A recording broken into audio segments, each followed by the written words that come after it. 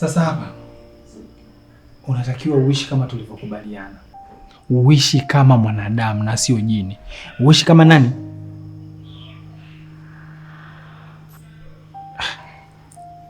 Sifa mojawapo ya mwanadamu akiulizwa swali anajibu, sio anaonyesha jeuri kama unavyoonyesha wewe Zindaya. Unanitolea tu macho. Ukiulizwa swali unatakiwa ujibu. Nimekwambia unatakiwa uishi hapa kama nani? Binadamu. Safi mwali wangu. Safi, mashallah, mashallah. Sasa hapa tuko vizuri. Tunaanza kuelewana sasa. Sasa hautakiwi kutembea kama unavyotembeaga. Yaani kichwa, akili zako na mwili wako uko mbele hivi. Wanadamu hatutembeagi hivyo. Wanadamu tunanyumbulika. Yaani tuko soft muda wote. Umenielewa eh? Na yule ujue ni bikra. Na ndo target yetu. Kwa hiyo nitafahamu vipi kama hajawahi? Sasa hapo si unamfuata? Na ukimfuata unatakiwa uwe kama mwanadamu. Yaani binti wa kibinadamu. Sawa, sio binti wa kijini, binti wa kibinadamu. Unanyumbulika, unajiseksisha. Ndio kufanya nini huko? Kwani nyie uko kwenu nyie amko romantic eh? Mpompo tu muda wote. Unatakiwa uwe romantic. Sawa, usijisikie vibaya. Anyway, unachotakiwa kufanya ni hivi. Unamfuata sasa. Sawa. Unatembea mtoto wa kikitini, unajiachia. Ukifika pale unamshika hivi. Sawa? Unamwangalia bila ya kuchoka. Ukimwona anatetemeka tu, basi jua huyo hajawahi. Ila ukimwona kakukazia, akaonyesha dalili ya kutaka kukukumbatia au kukuvamia, huyo ni muaini kabisa huyo. Hilo baba litakuwa limekubuu hilo. Umenielewa hapa eh? Halafu sasa ndio unakuwa ushahakiki kazi yako. Unakuwa na uhakika na kazi yako. Ila unatakiwa uishi kwenye sheria zangu. Ukiwa hapa unatakiwa ujifanye wewe ni mwanadamu na sio jini. Marufuku kuyayuka hapa. Yaani kupotea ile piu piu, marufuku. Marufuku kukaza uso wako, kuangalia watu. Unatakiwa uwe flexible, unyumbulike, uwe sexy. Marufuku kuamrisha watu, kuongea kwako kwa amri, hapana. Wanadamu hatuongei hivyo. Uwe mtaratibu. Tena ukiona binadamu unatakiwa ulegee, ujiachie kabisa. Umenielewa mwali wangu? Umenielewa? Nimekuelewa. Safi, hapo good. Sawa, usiku mwema. Ulale sasa.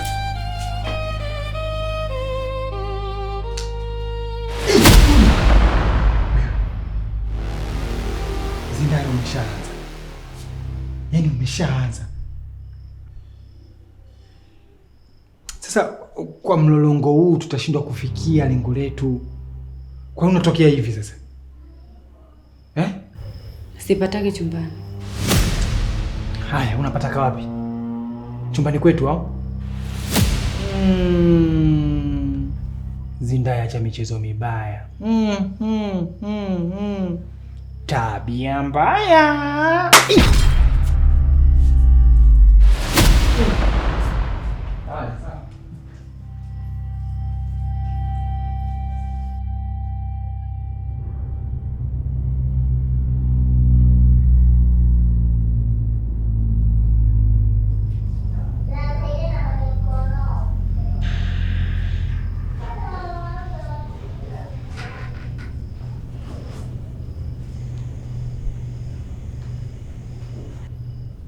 We mdada, mbona mpaka saa 9 hujalala?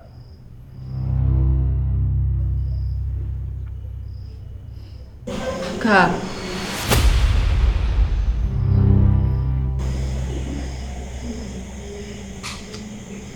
Unaweza kukaa tafadhali? Sawa, ila kama una jambo la kunieleza.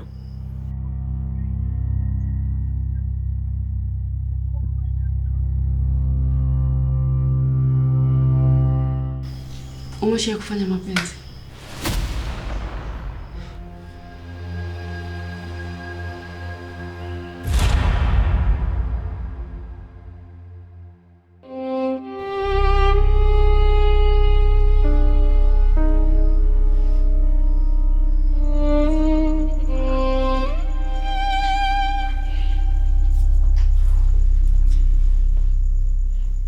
Oya. Hizi ndani.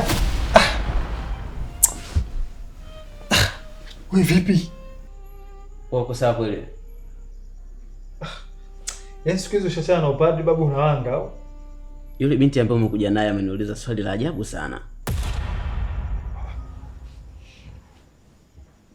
Amekuulizaje? Achana naye tulale. Tulia babla. Tulia hivyo. Si useme amekuuliza nini sasa? Hivi ni mzima kweli yule? Sasa hivyo vikauli ambavyo unavitumia ujue utazoa taharuki humu ndani. Narudia, niambie amekuulizaje? Yaani eti ananiuliza kwamba eti ushaye kufanya mapenzi. Yaani kwa hivi tabia vyake naomba aondoke. Kwanza na mambo ya ajabu sana. Sasa ni saa 9 usiku mida ya kulala, eti amekaa sebuleni pale. Tena amekaa mikao ya ajabu, anafumba na macho ameganda hivi. Kuna nini kinaendelea? Kwanza mtoto umemwonaje? Mtoto anawaka, mtoto anameremeta. Hivi unajua anakufaa yule ndugu yangu? Nini? Wewe umesoma mimi nasomea nini? Haijalishi unasomea nini, haijalishi unataka kufanya nini ndugu yangu. Wewe ni mtoto wa kiume. Yaani wewe ni mwanaume. Huwezi kuikana jinsia yako. Sawa? Mwenyezi Mungu ametuumba na ametuleta duniani ili mradi tuje kuijaza dunia. Kwa hiyo baba wewe hauna faida au sio? Sisi tumeteuliwa. Na sasa nipo katika mafunzo ya mwisho. Na wakati unakuja na yule binti, mimi nilijua kabisa kwamba yule ni mke wako. We koma. Koma kabisa. Yaani kama mimi ningepata bahati ya kupendwa na yule binti kama yule, mtoto mzuri, mtoto ana rangi, mtoto chocolate color na weusi wake ule kama kambale yupo kwenye tope, mimi si ningelinga. Lakini sasa kwa bahati mbaya hiyo bahati hajanidondokea mimi, imekudondokea wewe ndugu yangu. Toto lile. Fanya mpango toto lile.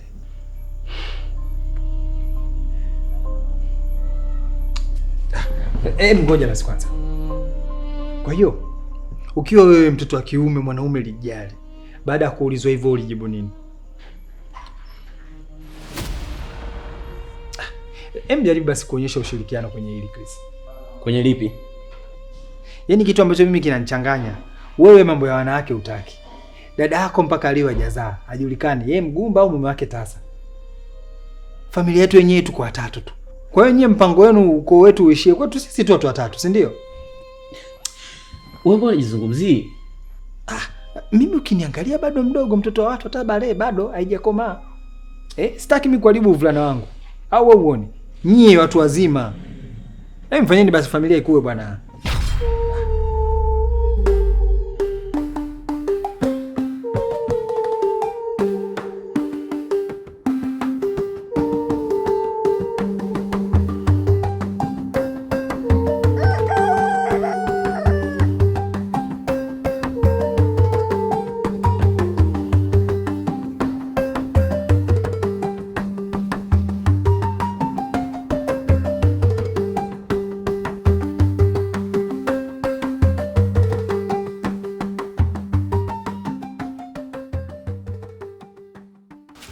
Tumsifu Yesu Kristo.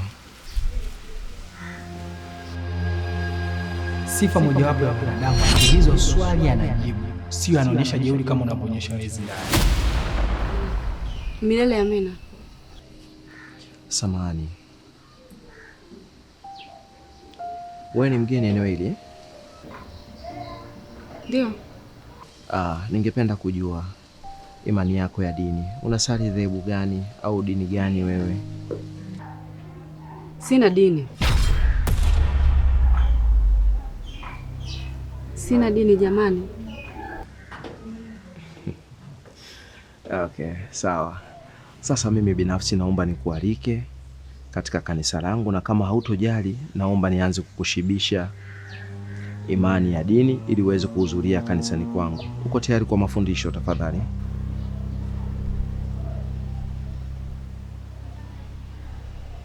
Nakuomba tafadhali. Hapana. Tafadhali, usinifanyie hivyo, nakuomba. Hapana.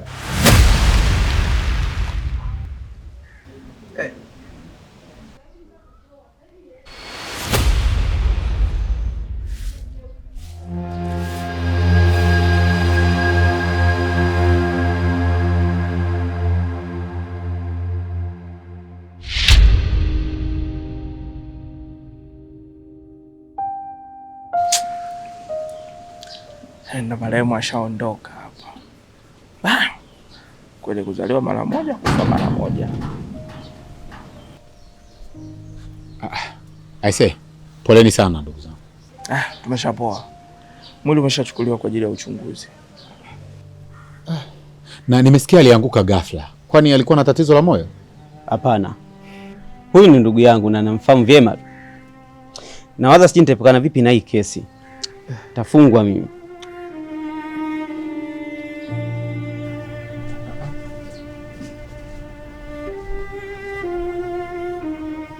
Mwili umeshaonekana?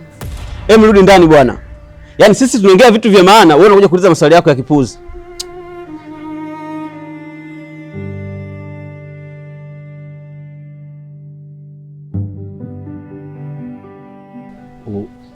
Huyu binti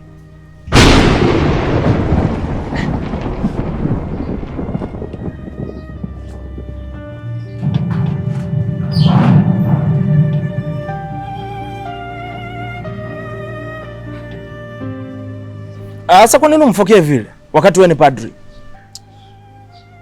Nitaenda kumuomba msamaha. Hata kama ndo mfokee vile? Najuta kwa hilo. Itakuwa umejisikia vibaya? Ndio.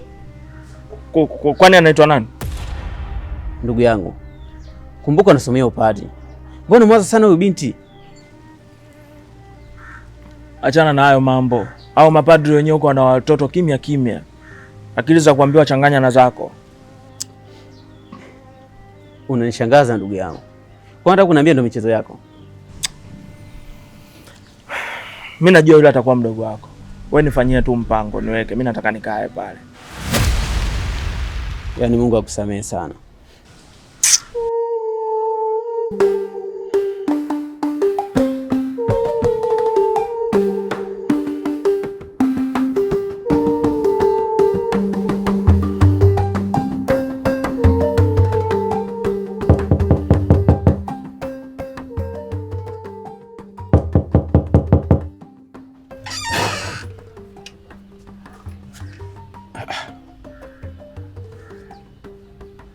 Bila shaka ni wewe.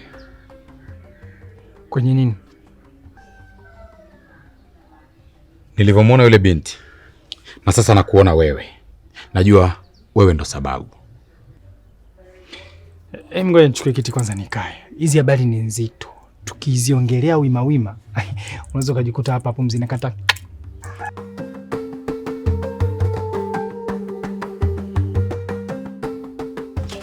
Sharara. Hivi unaweza kuamini kwamba mwili wa Jonas hauonekani? Umepotea Montreal.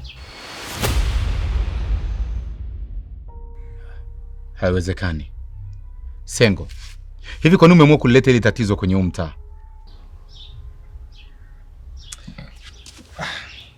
Kiukweli ni kweli mimi ndo nimeleta hilo tatizo kwenye mtaa. Hivi unaweza kuamini kama ndugu yako nilibadilishwa kuwa mbibi? Mbibi?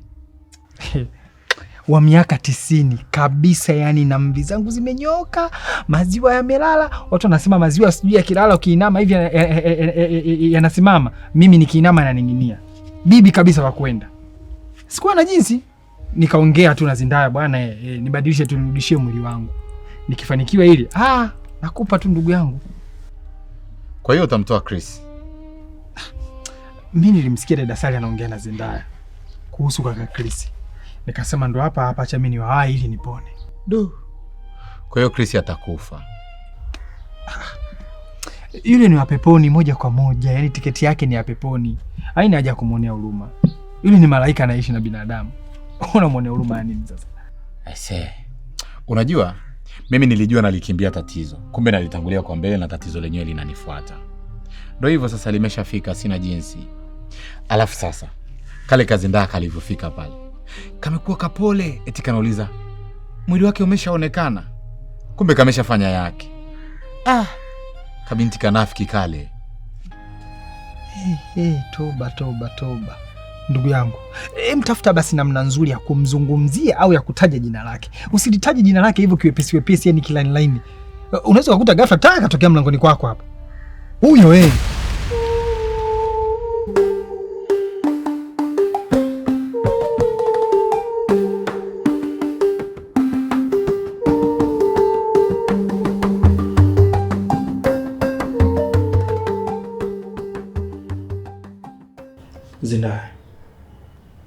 Usijisikie unyonge amekufokea.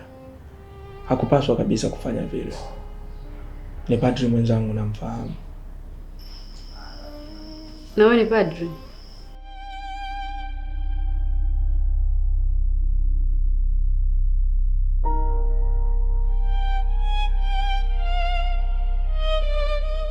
Kwa maana hiyo hujawahi.